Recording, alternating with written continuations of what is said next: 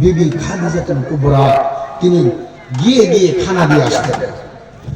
3 দিন 5 দিন 7 দিন পর্যন্ত রাসূলুল্লাহ সাল্লাল্লাহু আলাইহি ওয়াসাল্লাম তিনি খাবার নিয়ে যাইতেন।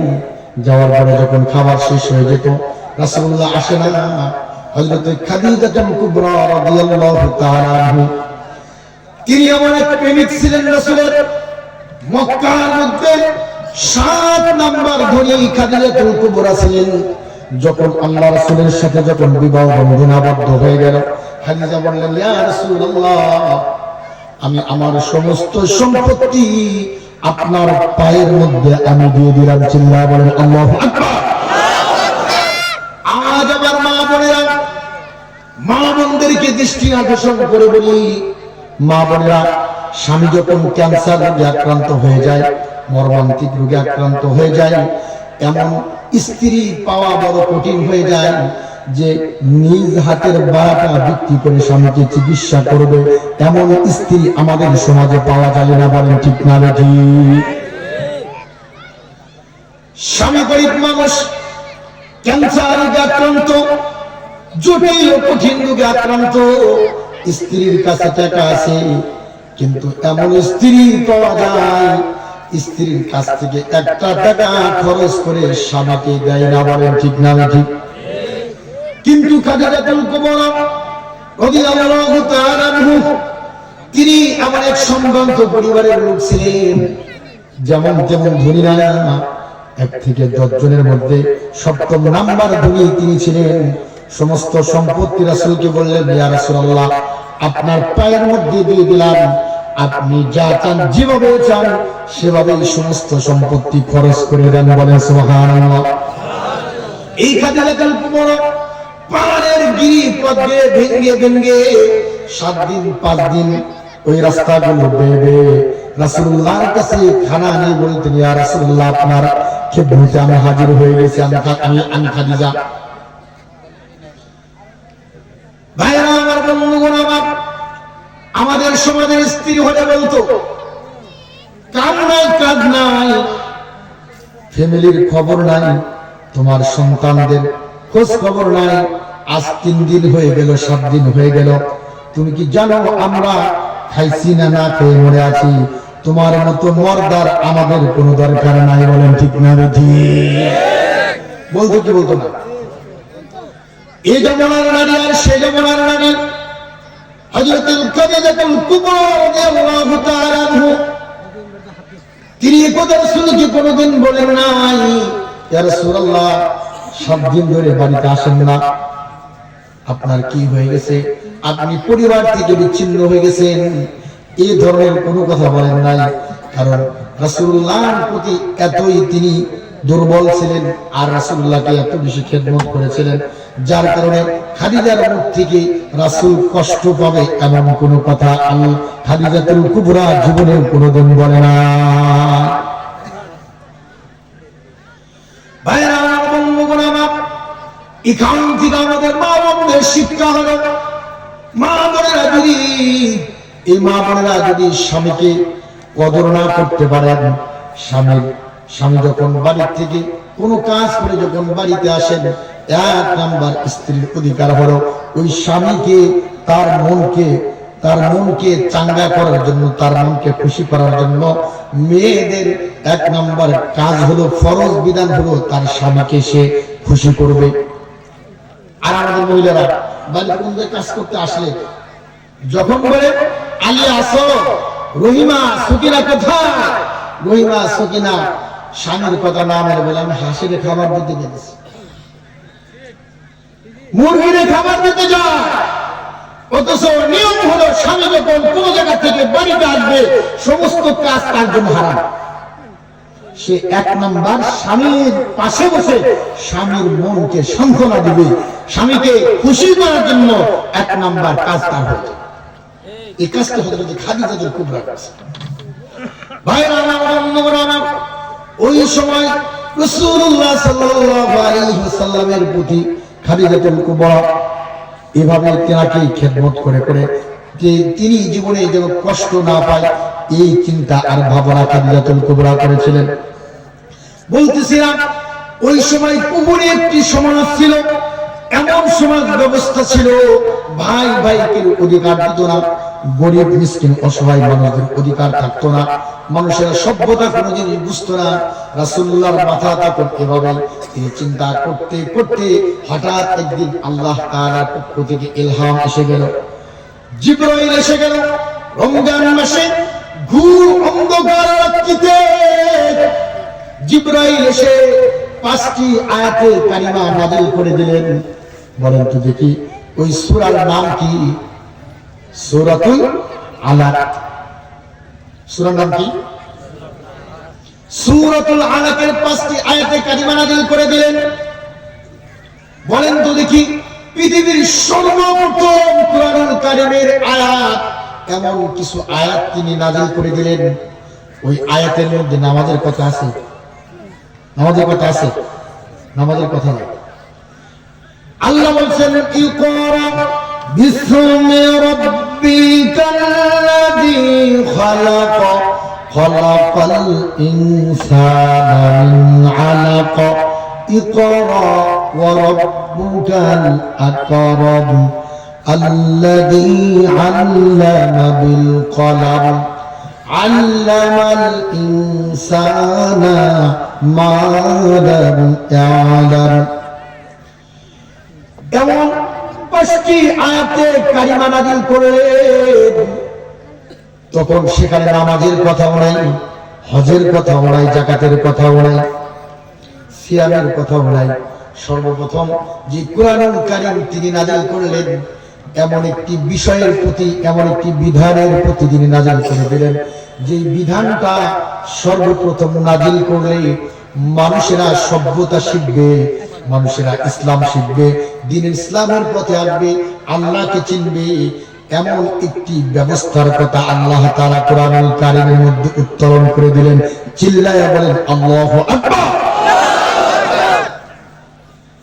নামাজের কথা বলেন নাই, হজের কথা বলেন নাই, যাকাতের কথা বলেন নাই, সালাতের কথা বলেন নাই, সিয়ামের কথা বলেন নাই। আল্লাহ বললেন ইকরা বিসমি রাব্বিকাল্লাযী খালাক, পড়ো তোমার প্রভুর নামে, যেই প্রভু তোমাকে সৃষ্টি করেছে। প্রথম শব্দটা কি বলছেন? পড়ো পড়ো, অর্থাৎ শিক্ষা ব্যবস্থার কথা আল্লাহ তাআলা সৃষ্টি করেছে। কোন ব্যবস্থার কথা আল্লাহ শিক্ষা দিয়েছে? আপনারা কথা বলেন না, মনে আমার কথা বোঝেন না, তাই না? আমার সাথে একটু আপনারা হা বা না একটু আওয়াজ দিয়ে আমাকে সাহায্য করবেন। রাজি আছেন তো? আপনাদের কাছে টাকা চাবো না, এই জিনিসটি চাবো যে আমি যখন হা বলবো আমার সাথে একটু তাল মেলাবেন। এই জন্য কে কে রাজি আছেন একটু দু হাত তুলে দেখায় আল্লাহকে। নারায়ে তাকবীর, নারায়ে তাকবীর, আল্লাহু আকবার। আল কোরআনের আলো ঘরে ঘরে না, সংসদে যাবে। আল কোরআনের আলো, আল হাদিসের আলো অনেক দিন পর্যন্ত ঘরে ঘরে জ্বালাইছে, জ্বালায়া কিছুই করতে পারেন নাই। কারণ এই পরিমাণ ওয়াজ মাহফিল হয়, সংসদে না জ্বালায়া আমরা যখন জ্বালালাম ঘরের মধ্যে আল কোরআনের আলো, ঘরে ঘরে জ্বালো, এত ওয়াজ মাহফিল হচ্ছে, এত নসিহত হচ্ছে। প্রত্যেকটি জুমার দিন জুমার নামাজে খতিব সাহেব খুতবার মাধ্যমে আপনাদেরকে সতর্ক করছে। বলেন ঠিক না ঠিক? নামাজের কথা বলে না, বলেন তো দেখি নামাজের সংখ্যা বাড়ছে না কমছে? কি বল একটা করে হয় বাড়ছে না কমছে? বাড়ছে না কমছে? তাহলে এবার হিসাবে আসে। আপনারা যেহেতু বলছেন বাড়ছে, তাহলে আমি হিসাব করি আপনাদের এই এলাকার কত সংখ্যক মানুষ হবে আনুমানিক? ওইটা বাদ দেন, আপনার বাড়িতে ধরেন 7 জন 8 জন ফ্যামিলির সদস্য, এই 7 জনের মধ্যে কি সবাই নামাজ পড়ে? আপনারা তো বললেন যে বাড়ছে। হ্যাঁ, এমন ফ্যামিলি আছে 1 জন নামাজ পড়ে আর বাকি 7 জন নামাজ পড়ে না। এমন ফ্যামিলি আছে যে বুড়া থুতুরা হয়ে গেছে, তার মৌতের কথা স্মরণ হয়েছে, এক পাও কবরে গেছে। ওই সকল মানুষ মৃত্যুর ভয়ে ভয়ে টুকটাক একটু নামাজ পড়ে, তাও জুমার দিন। বলেন ঠিক না বেঠিক? বোঝা গেল আল কোরআনের আরো ঘরের মধ্যে জমার কারণে একটা নামাজের সংখ্যা বাড়ে না, আরো কমছে। বলেন ঠিক না বেঠিক? আল কোরআনের আরো যদি সংসদে লড়াইতে পারতাম, আল্লাহর এই বিধান যদি সংসদে আইন জারি থাকতো, ঘরে ঘরে জ্বালানোর জন্য এত অগ্রসর করা লাগতো। প্রাইম মিনিস্টার সাহেব তার গদিতে বসে বলতো, আগামী কাল থেকে যদি 5 ওয়াক্ত নামাজের মধ্যে 1 ওয়াক্ত নামাজ যদি কেউ কাজা করে তাহলে ওই ব্যক্তির জন্য 3 মাসের জেল। বলেন তো দেখি, নামাজের সংখ্যা তখন বাড়তো না কমতো? কি বলেন, বাড়তো না কমতো? মসজিদে জায়গা হতো না, বলেন ঠিক না ঠিক? হিন্দুরা নামাজ পড়তো, বলেন ঠিক না ঠিক? ওযু সারা, ভাই বলছে ওযু সারা নামাজ পড়তো, কারণ কি ডান্ডার নাম হলো কি বাবাজি, কি মায়ের উপর কোনো কি নাই, ওষুধ নাই। এই ওষুধটাই রাসূল দিয়েছেন, শুনবেন শুনবেন। মক্কার ভিতরে রাসূলুল্লাহ সাল্লাল্লাহু আলাইহি ওয়াসাল্লাম যখন দাওয়াত দিলেন, মানুষকে যখন বললেন, হে মানুষেরা, তোমরা হুবালের পূজা করতেছো, তোমরা যে এই 360টি অথবা 70টি মূর্তির পূজা তোমরা করতেছো, মূর্তি তোমাদের কাজে আসতে পারবে না, ক্ষতিও করতে পারে না, লাভও করতে পারবে না। অতএব তোমরা আল্লাহর বিশ্বাস হও। কিন্তু মানুষেরা কি বললো? মানুষেরা বলল মুহাম্মদ পাগল হয়ে গেছে। অথচ এই মুহাম্মদকে ওই সকল মানুষেরা বলল, পৃথিবীর মধ্যে যদি ভালো মানুষ থাকে একজন আছে, তেনার নাম কি? চিল্লাবেন, তেনার নাম কি? আর একজন বলেন, তেনার নাম কি?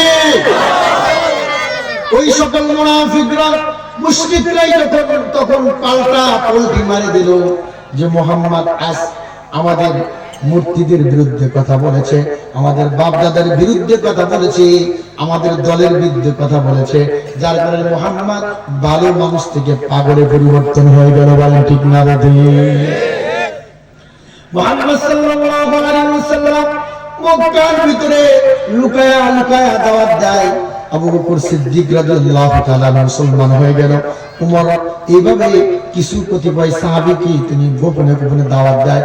কিন্তু এই খবর যখন মক্কার মানুষেরা জানলো, জানার পরে বলতেছে, মুহাম্মদ রে, তোমাকে এত ভালোবাসি, তুমি আমাদের গোত্রের মানুষ, কুরাইশ বংশের মানুষ, তোমাকে এত ভালোবাসি, মানুষ তোমাকে আল্লাহ উপাধি দিয়েছে। আজ মুহাম্মদ তুমি আমাদের ধর্মের বিরুদ্ধে কথা বলো, মুহাম্মদ রে, তোমার কিন্তু জীবন থাকবে না। তোমাকে মারার জন্য চক্রান্ত করছে কি করে নাই? কম করছে না বেশি করছে? মুহাম্মদ সাল্লাল্লাহু আলাইহি ওয়াসাল্লাম মক্কার জীবনে এমন নির্যাতিত হয়েছে, যার মাতৃভূমি, তিনি সম্ভ্রান্ত পরিবারের লোক হওয়ার পরে, এমন একটি সম্ভ্রান্ত পরিবার, কুরাইশ বংশের উপরে কোনো সম্ভ্রান্ত গোষ্ঠী ছিল না ওই সময়। সম্ভ্রান্ত পরিবারের লোক হওয়ার পরে তিনার দাদার নাম ছিল আব্দুল মুত্তালিব। আব্দুল মুত্তালিব সেই শুরু থেকে মক্কা নগরীকে লিডারশিপ চেয়েছিলেন। উনি যা বলতেন মক্কার মানুষেরা সেটাই মেনে নিত। বলেন ঠিক না ঠিক? এমন একটি পরিবারের মানুষ হওয়ার পরে তিনি যখন কুরআন হাদিস সত্যের কথা বলেছে, মুহাম্মদ সাল্লাল্লাহু আলাইহি ওয়াসাল্লামকে নির্যাতন করেছেন কি করেন নাই? কম না বেশি? কি পরিমাণ? এমন পরিমাণ নির্যাতন করেছে, রাসূলুল্লাহ সাল্লাল্লাহু আলাইহি ওয়াসাল্লামকে মেরে ফেলার মতো ক্রান্ত করেছে। বলেন ঠিক না ঠিক? একবার দুইবার নয়, 15 বার পর্যন্ত রাসূলুল্লাহকে জীবনে শেষ করার জন্য চক্রান্ত করেছিল। কিন্তু চক্রান্তকারীরা যখন চক্রান্ত করে, আল্লাহ বলেন আমি তখন কৌশল অবলম্বন করি। চিল্লাহ বলেন ঠিক না ঠিক? আল্লাহ বলেন ইন্নাহুম ইয়াকিদুনা কাইদান ওয়া আকিদু কাইদা ফামাহিলিল কাফিরিনা আমহিলহুম রুয়াইদা।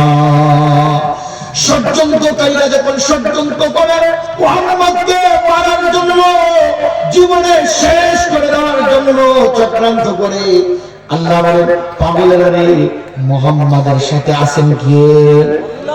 আরো জোরে বলেন, মুহাম্মাদের সাথে আছেন কে? ঈমানদারদের সাথে থাকেন কে? ঈমানদাররা যখন বিপদে পড়ে যায়, ঈমানদার বিপদের মুহূর্তে যখন আল্লাহ বলে সাহায্য তখন করে কে? চক্রান্ত করলো মুহাম্মদকে শেষ করে দেবে, চতুর্দিক ঘেরাও করা হলো। মুহাম্মদ সাল্লাল্লাহু আলাইহি ওয়াসাল্লামের বাড়িতে যাওয়ার মতো, বাঁচানোর মতো কেউ নাই। এবার জিবরাইল আসলেন, ইয়া রাসূলুল্লাহ, আপনাকে মারার জন্য ওই চতুর্দিক দিয়ে তারা রামদাল ছুরি ছুরি নিয়ে রেডি হয়ে আছে, বলেন ঠিক না ঠিক? আল্লাহ বলেন, হে মুহাম্মদ সাল্লাল্লাহু আলাইহি ওয়াসাল্লাম, চিন্তা করেন নাই, ওয়ালা তাহিনু ওয়ালা তাহজানু ওয়া আনতুমুল আলাউনা ইন কুনতুম মুমিনিন।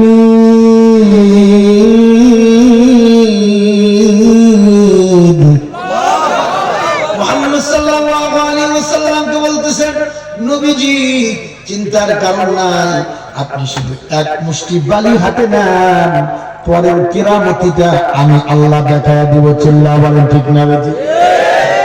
তোমরা এসেছো অস্ত্র নিয়ে, শস্ত্র নিয়ে, আল্লাহ বলেন আমি অস্ত্রের বিপরীতে এক মুষ্টি বালি দিয়ে তোমাকে শেষ করে দেব।